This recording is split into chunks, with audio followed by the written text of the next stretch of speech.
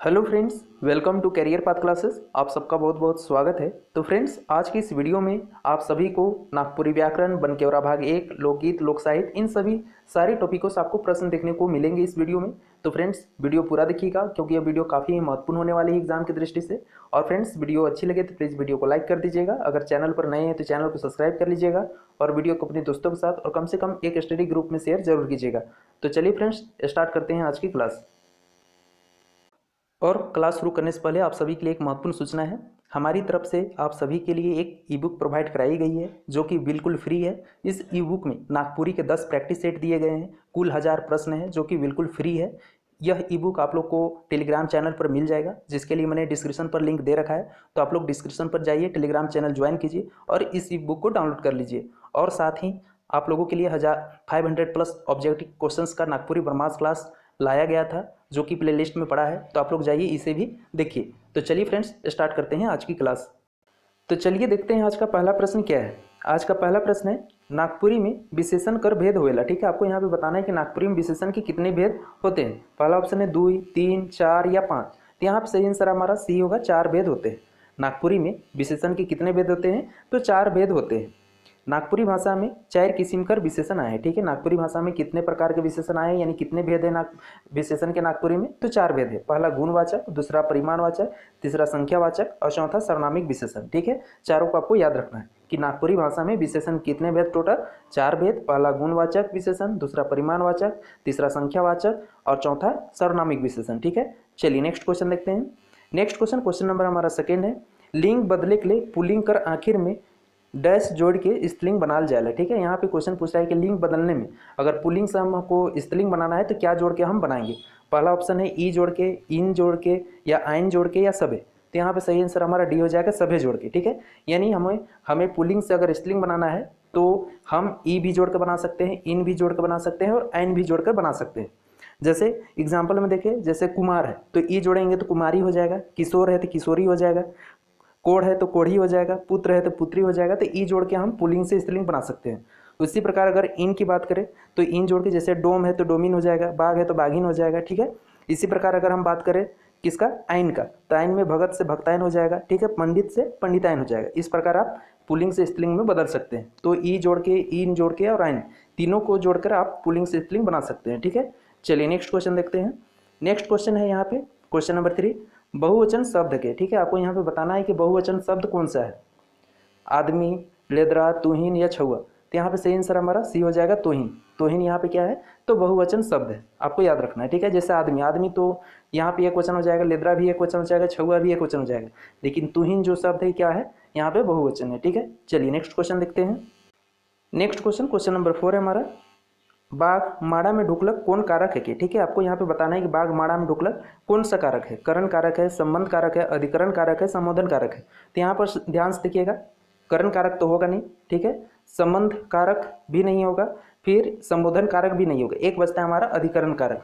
तो बाघ माड़ा में ढुकलक कौन सा कारक होगा? अधिकरण कारक होगा। यानी बाघ माड़ा में ढुकलक 21 कारक का उदाहरण है, तो अधिकरण कारक का है। चलिए यहाँ पे हम लोग समझ लेते हैं कि अधिकरण कारक के कहल जाएला। यहाँ पर ध्यान से देखिएगा, जे संज्ञा चाहे सर्वनाम पद से क्रिया कर आधार कर बोध होएला उके का कहल जाएला, तो अधिकरण कारक कहल जाएला। जैसे यहाँ पे एग्जाम्पल हमने दे दिया है, जैसे टेबल ऊपर किताब रखला है, छुआ मन स्कूल में नख है। ठीक है, तो ये सब सारे क्या है? अधिकरण कारक के उदाहरण है।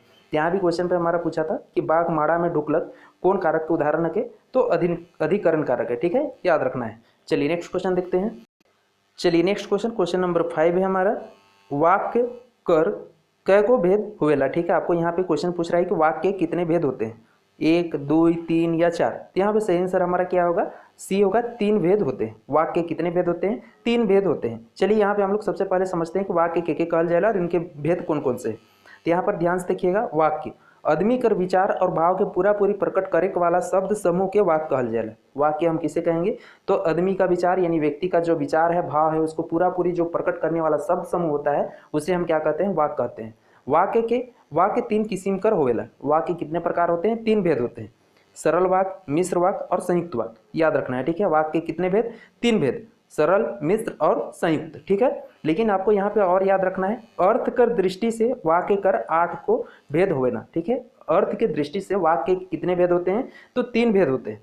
पहला विधिवाचक, दूसरा निषेधवाचक, तीसरा है आज्ञावाचक, चौथा है प्रश्नवाचक, पांचवा है विस्मयवाचक, और नेक्स्ट छठा है हमारा संदेहवाचक, और सातवां है इच्छावाचक, और आठवां है संकेतवाचक। ठीक है, तो आपको याद रखना है कि अर्थ के दृष्टि से वाक्य कितने भेद, 8 भेद। ठीक है, और यहाँ पे वाक्य के 3 किस्म का होवेला, कौन कौन, वो भी देख ली, सरल, मिश्र और संयुक्त। ठीक है, और वाक्य के कहल जाएगा वो भी जान ली। तो यहाँ पे क्वेश्चन पे हमारा पूछा था वाक्य कै गो भेद होवेला। ठीक है, वाक्य का कै गो भेद होवेला, 3 गो भेद होवेला। ठीक है, अगर यहाँ पे क्वेश्चन पे पूछ देता कि अर्थ की दृष्टि से वाक्य कितने भेद होते हैं, तो यहाँ पे सही आंसर हमारा 8 होता है। ठीक है, इसे याद रखना है। चलिए नेक्स्ट क्वेश्चन देखते हैं।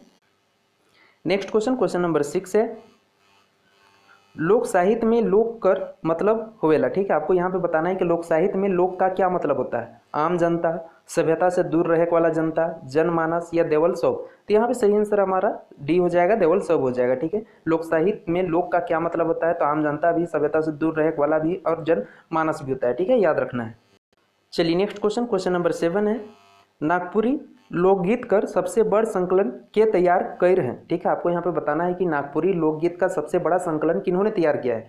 श्रवण कुमार गोस्वामी ने, दिनेश्वर प्रसाद ने, कुमारी वासंती ने, या डॉक्टर विश्वेश्वर प्रसाद केसरी ने। तो यहाँ पे सही आंसर हमारा क्या हो जाएगा, डी हो जाएगा, डॉक्टर विश्वेश्वर प्रसाद केसरी जी ने किया है। ठीक है, नागपुरी लोकगीत का सबसे बड़ा संकलन किन्होंने तैयार किया है, तो डॉक्टर विश्वेश्वर प्रसाद केसरी जी ने। ठीक है, याद रखना है। चलिए नेक्स्ट देखते हैं। नेक्स्ट क्वेश्चन, क्वेश्चन नंबर 8 है, देवल मुहावरा कर सही अर्थ बताओ। आपको यहाँ पे दिए हुए मुहावरा का सही अर्थ बताना है, क्या होगा, अंधरा बने। क्या है, अंधरा बने। तो पहला है ऑप्शन, जानबूझ के अनजान बने, या घाई बने, या धोखा दे, या ठैक दे। तो यहाँ पे सही आंसर हमारा ए हो जाएगा, जानबूझ के अनजान बने। क्या है मुहावरा हमारा, अंधरा बने। इसका सही आंसर क्या हो जाएगा, जानबूझ के अनजान बने। ठीक है, चलिए नेक्स्ट क्वेश्चन देखते हैं।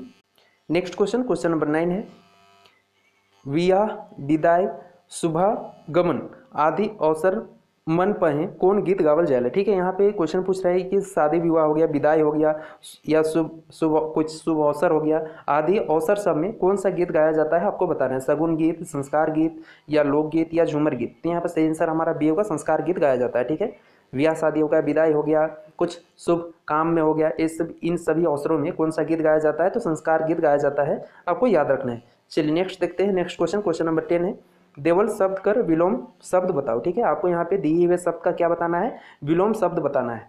तो नरजोरवा, इसका विलोम शब्द क्या होगा। तो सबसे पहले हम लोग को ये जानना होगा कि नरजोरवा मतलब क्या होता है, तो कमजोर होता है। ठीक है, तो इसका विलोम क्या हो जाएगा, ताकतवर हो जाएगा। ऑप्शन दिया हुआ है, कमजोर, ताकतवर, कमियां, या भारी कमियां। तो यहाँ पे सही आंसर बी हो जाएगा। ठीक है, नरजरवा का विलोम शब्द क्या हो जाएगा, ताकतवर। नरजरवा मतलब क्या होता है, कमजोर होता है। ठीक है, चलिए नेक्स्ट देखते हैं। नेक्स्ट हमारा क्वेश्चन नंबर 11 है, देवल पहेली कर सही अर्थ बताओ। ठीक है, दिए हुए पहेली का आपको सही अर्थ बताना है। पहेली क्या है वो देखते हैं। तो पहेली है हमारा, हिरजन गछे विरजन चरे हिले डैर बोले चरे। ठीक है, यहाँ पे क्या दिया है, हिरजन गछे विरजन चरे हिले डैर बोले चरे। तो इसका सही आंसर क्या होगा, हाथ कर कंगन, हाथ कर चूड़ी, हाथ कर बाला, या हाथ कर क्या है, हाथ कर आपका लहती। तो यहाँ पे मेहंदी होता। तो यहाँ पे सही आंसर हमारा क्या हो जाएगा, बी हो जाएगा, हाथ कर चूड़ी। ठीक है, हमारा भुजबल क्या था, तो भुजबल था हिरजन गछे बिरजन चरे हिले डैर बोले चरे। तो इसका सही आंसर क्या होगा हमारा, हाथ कर चूड़ी। ठीक है, चलिए नेक्स्ट क्वेश्चन देखते हैं।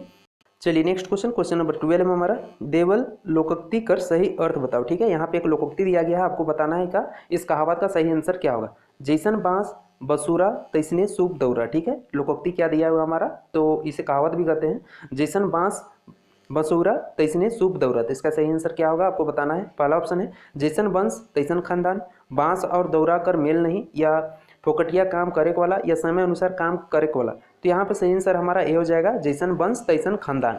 ठीक है, तो इसका लोकोक्ति क्या है, ये नागपुरी में कैसे कहते हैं, तो जैसन बांस बंसौरा तैसने सूप दौरा। तो इसका सही अर्थ क्या हो जाता है नागपुरी में, यानी हिंदी में तो आपका हो गया जैसन वंश तैसन खानदान। तो आपका क्या, इसको नागपुरी में कैसे कहा जाता है, जैसन बांस मसूरा तैसने सूप दौरा। ठीक है, चलिए नेक्स्ट क्वेश्चन देखते हैं।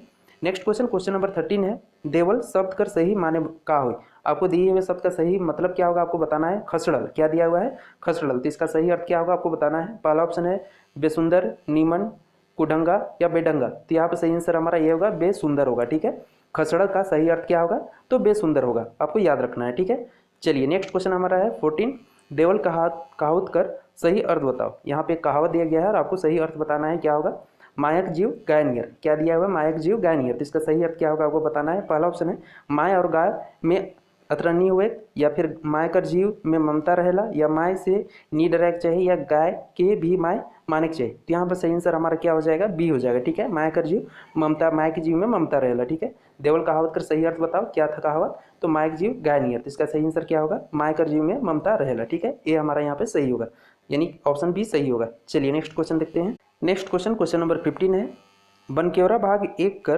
कौन कहानी में हेठे देल संवाद आए। ठीक है, यहाँ पे एक संवाद दिया गया है और आपसे पूछ रहा है कि बनकेवरा भाग 1 में किस पाठ का है, ये आपको बताना है। पहला है दादा हम, यानी संवाद दिया गया है कि दादा हम तोर गाड़ी में काम करब, हमके पैसा मत देवे, सिर्फ खाना खिया देवे। तो यह संवाद किस कहानी से लिया गया है आपको बताना है। इंजोत से, बिसाही से, सुंदर से, या तिरफला से। तो यहाँ पे सही आंसर हमारा सही होगा सुंदर नामक कहानी से। ठीक है, बनकेवरा भाग 1 में कौन कहानी में हेठे देल संवाद आहे, तो सुंदर में। और संवाद हमारा क्या था, आहे तो दादा हम तोर गाड़ी में काम करब, हमके पैसा मत देवे, सिर्फ खाना खिया देवे। ठीक है, तो यह संवाद किस कहानी में आया है, तो सुंदर में। ठीक है, याद रखना है। चलिए नेक्स्ट क्वेश्चन देखते हैं। चलिए नेक्स्ट क्वेश्चन नंबर 16 है, बनकेवरा भाग 1 में गद्य साहित्य कर रूप में पहला रचना कौन है। ठीक है, यहाँ पे क्वेश्चन पूछ रहा है कि बनकेवरा भाग 1 में गद्य साहित्य के रूप में पहला रचना कौन सा है आपको बताना है। गणेश वंदना है, त्रिफला है, त्रिफला है, या जामडैर है। तो यहाँ पे सही आंसर हमारा ये होगा गणेश वंदना है। ठीक है, गद्य साहित्य यानी बनकेवरा भाग 1 में गद्य साहित्य के रूप में पहला रचना कौन सा हमारा, गणेश वंदना है, जो किनके द्वारा लिखा गया है, तो हनुमान सिंह के द्वारा लिखा गया है। ठीक है, यहाँ पे अगर बात करें त्रिफला किनके द्वारा लिखा गया है, प्रफुल्ल कुमार राय जी के द्वारा लिखा गया है, और जामडैर सहनी उपेंद्र पाल नाहन जी के द्वारा। ठीक है, चलिए नेक्स्ट क्वेश्चन देखते हैं।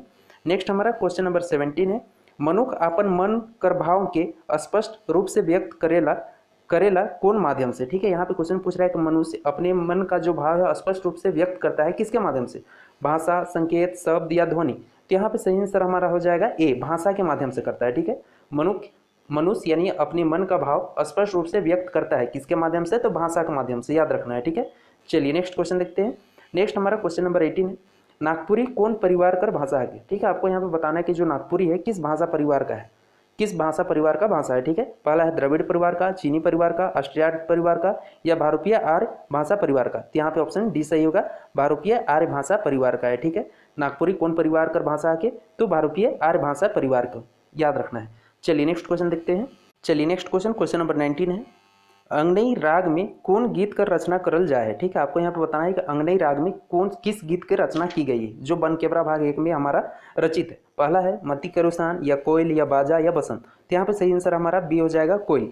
ठीक है, कोयल जो गीत है किस राग में है, तो अंगनई राग में है, आपको याद रखना है। और इस कविता को किन्होंने लिखा है, तो मुकुंद नायक जी ने लिखा है। अगर यहाँ पे बात करें मती करुसान एक इनके द्वारा लिखे थे, तो देवेंद्रनाथ पाठक के द्वारा, बाजा अर्जुन सिंह के द्वारा, और बसंत नईमुद्दीन मिर्धा के द्वारा। ठीक है, तीन सभी को आपको भी याद रखना है। चलिए नेक्स्ट क्वेश्चन देखते हैं। नेक्स्ट क्वेश्चन नंबर हमारा 20 है, देवल शब्द कर पुल्लिंग रूप बताओ। ठीक है, यहाँ पे दिया हुआ है, तो इसका स्त्रीलिंग रूप दिया है, इसका पुल्लिंग बताना है क्या होगा। कबरी, कबरी हमारा क्या है, स्त्रीलिंग है, तो इसका पुल्लिंग क्या होगा आपको बताना है। पहला ऑप्शन है कबराइन होगा, काबा होगा, कबरा होगा, या फिर देवल कॉलोनी। तो यहाँ पे सही आंसर हमारा सी हो जाएगा, कबरा। ठीक है, तो कबरी का पुल्लिंग क्या हो जाएगा, कबरा हो जाएगा। ठीक है, चलिए तो फ्रेंड्स आज के लिए बस इतना ही करते हैं। तो फ्रेंड्स वीडियो कैसी रही मुझे कमेंट करके जरूर बताइए। अगर अच्छी लगी तो प्लीज़ वीडियो को लाइक कर दीजिए। अगर चैनल पर नए हैं तो चैनल को सब्सक्राइब कर लीजिए, और वीडियो को अपने दोस्तों के साथ और कम से कम एक स्टडी ग्रुप में शेयर जरूर कीजिए। तो मिलते हैं नेक्स्ट वीडियो में, तब तक के लिए जय हिंद, जय भारत, थैंक यू।